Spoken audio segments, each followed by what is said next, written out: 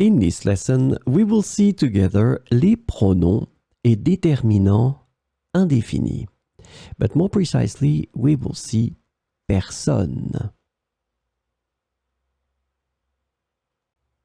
So the main question is, what are les pronoms et déterminants indéfinis? We use the indefinite pronouns and determiners when we don't want to be too precise. And this is the key thing. These déterminants, pronoms indéfinis, are used when we don't want to be too precise. And we would rather give a more general word to speak about a person, a place, or a thing. So it will be possible to use them for a person, a place, or a thing.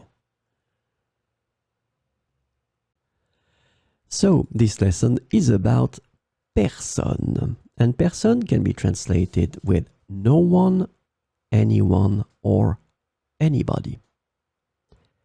So it's a singular pronoun, always used with ne. And it is the negation of quelqu'un, on, and tout le monde. So we'll see two examples. Je ne veux voir personne. Je ne veux voir personne. So as we saw, we start with ne, we put the verb, and then we finish with personne. It's also possible to use it as a subject, personne, so you start with it. Then you don't forget the ne. Of course, you drop the e because you've got a vowel after. So, personne n'est encore arrivé. Personne n'est encore arrivé. Let's have two more. Elle n'a vu personne quand elle est allée au bureau. Elle n'a vu personne quand elle est allée au bureau. Same situation here. We start with ne, drops because you've got the vowel after.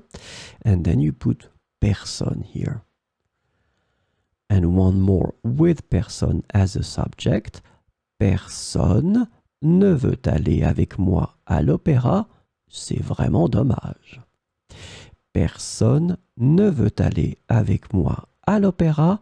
C'est vraiment dommage. Same thing here. Remember, we start with personne as a subject. We need to put ne right after, and we continue the structure.